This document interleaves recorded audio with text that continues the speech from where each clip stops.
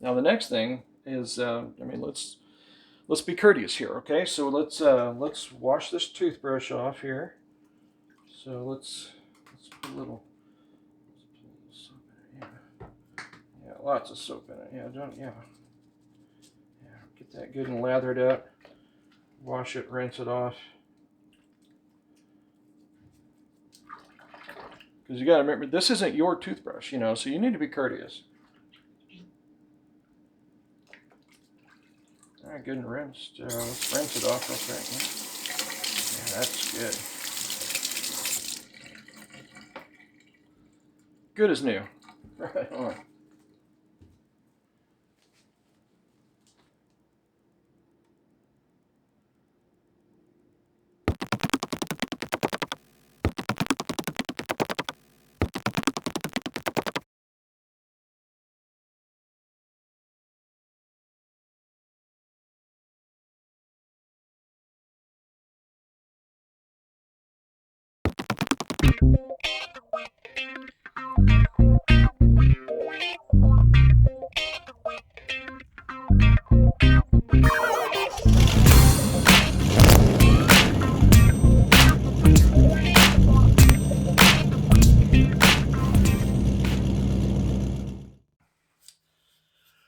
Okay, and the other thing that's going to happen is I'm going to take this into the kitchen. I'm going to wash it. I'm not going to make you guys suffer through washing that. It's not a critical thing. It's just going through and washing it and seeing if I can get how much of this dirt and grime I can get off here and see how bad the plastic is. Now you can get replacements for this, and they're from what I've seen, they're actually really good, and they're not terribly expensive. I don't even know what they cost, but I know they're not terribly expensive, so it's not a big deal. I just thought it'd be fun if I could recover this. I mean, it's kind of as you can see, that's pretty grungy. So we'll see. We'll see what happens. I'll come back and we'll see what we can get out of it.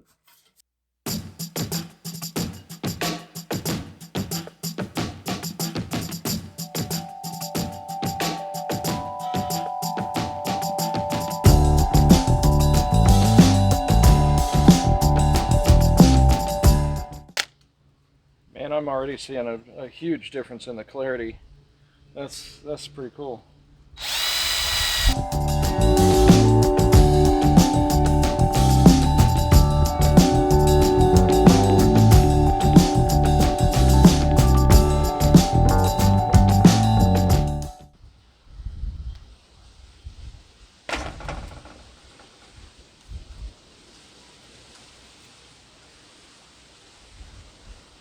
This is just a microfiber rag.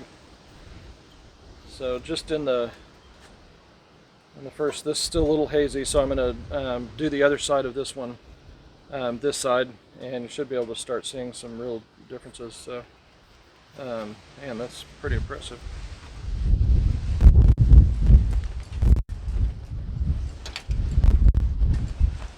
Got hurricane force winds out here right now, so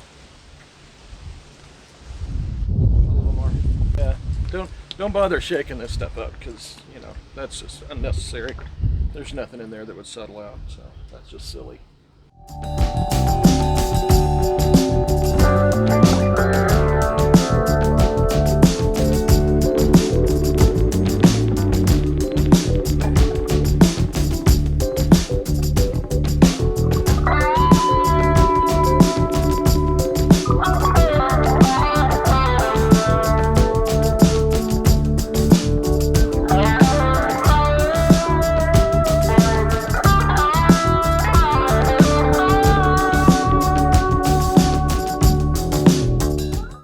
Hit it with some of the number two, and again, shaking it up is useless. I'm just doing this because it's fun.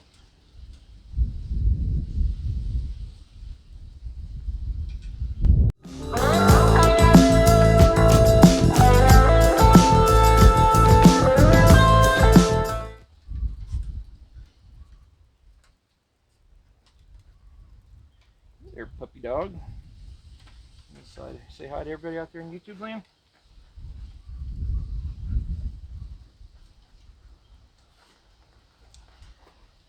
For those of you who don't know, that's Heidi. Hi, sweetie. Yeah. She has no idea who I'm talking to.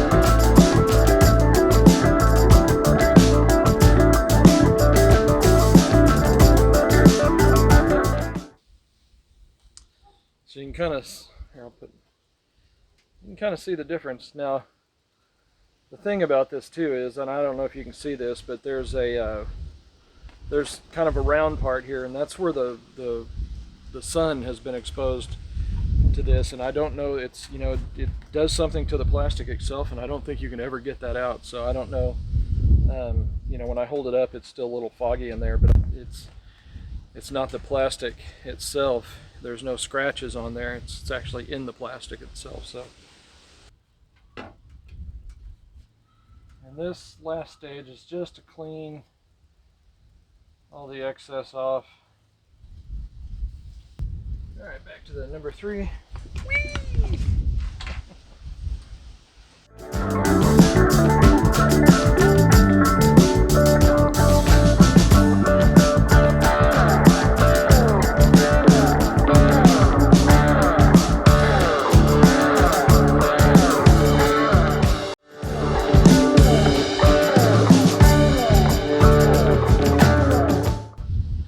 There you go. So it's still a little foggy where like I said, where it's been exposed to the sun over years. That will never come out. You'll never get that out of the plastic. So as an experiment, just to see if it works, you know, it did, but you know, overall, I mean, the clarity, I mean, we've managed to bring a lot of it back. So I don't know. I mean, we'll probably put it on there for now and just go with that. Okay, now that we've washed this and cleaned it off, it's time to refinish the inside here. This is kind of gritty, and what we're going to do is we're going to take a little piece of sandpaper.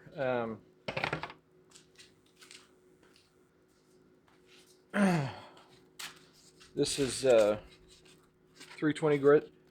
I don't want to gouge the plastic really bad, so I'm just gonna use this to just kind of scuff the paint a little bit, so that when we spray paint the new paint, it'll have a little bit to bite to.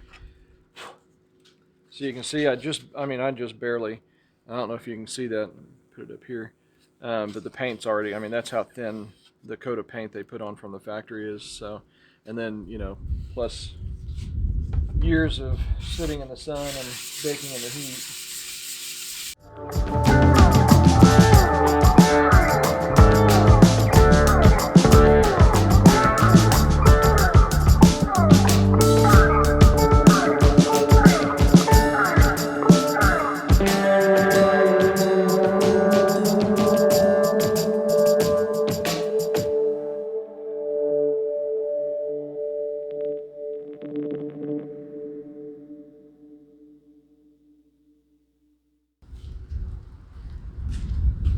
Okay, now we're going to take just a slightly damp rag, and we're going to wipe this down and try and get all this loose dust out of here. So, if you can see that, without much sanding, really, I mean, it didn't take much to take that finish off the plastic there. So that's all the more reason. And we'll lay down a couple of coats. Okay, so we're going to use this paint. It's this Duplicolor Perfect Match. It really closely matches that original Ford color in there for that silver. So that's what we're going to use.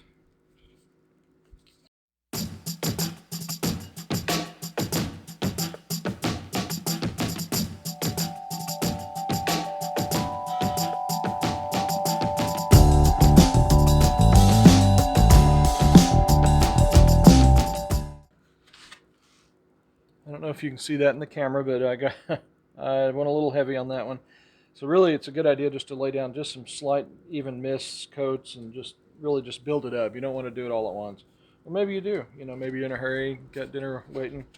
But that's up to you. But we'll let this dry, and we'll come back and address that. And I got a hair right there. That's awesome.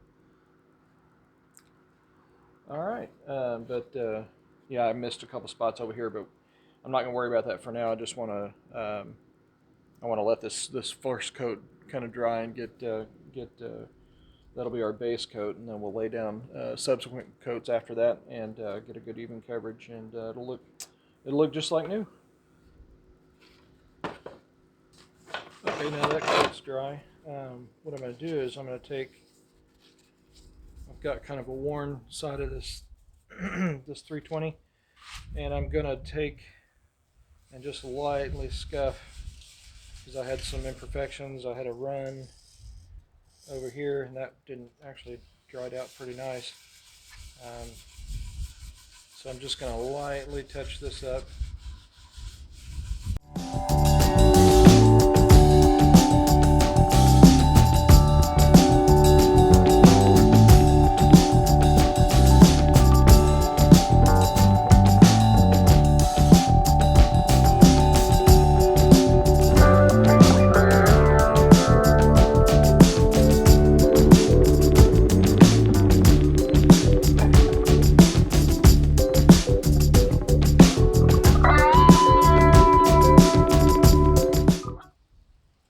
On a completely other note, don't let your dog get into your shop. See, this is what happens. This is what happens. Bad dog. Bad Heidi. Bad.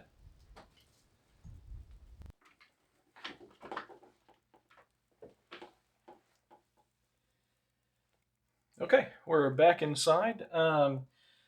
The paint went really well. It laid on really nice. So now we've got our silver finish back, and it's better than OEM because it was because I put down several coats of paint. So let's get back to some reassembly.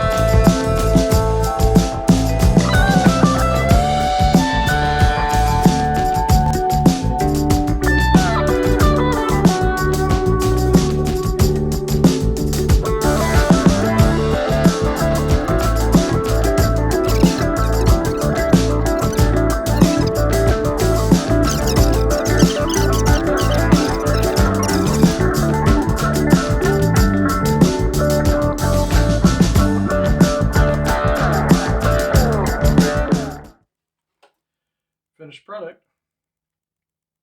So don't know if you can see it. There's some defects in the plastic itself. These are actually nicks that look like actual chips that the polish fell into, and it doesn't come out. And I've got a small scratch over here that I just almost nearly got rid of. I don't know if you can see that. I'll keep here. Let me see if.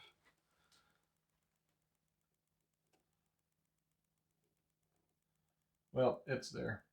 Oh, there you can kind of see it right there on the right hand side. So anyway, but it's all in all, not bad. All right. Well, thanks for joining me again at Big Horse Restorations. Watching this video, this was a lot of fun taking this apart, and I know it's kind of a small thing. It's a little out of order, but I'm waiting on for some parts to come in for for Suzie. So it is what it is. But just wanted to do a little something, and it satisfies my need to keep moving on this project. So anyway, more to come. We've got, now that it's warming up a little bit, we're probably going to tackle Frankenblue.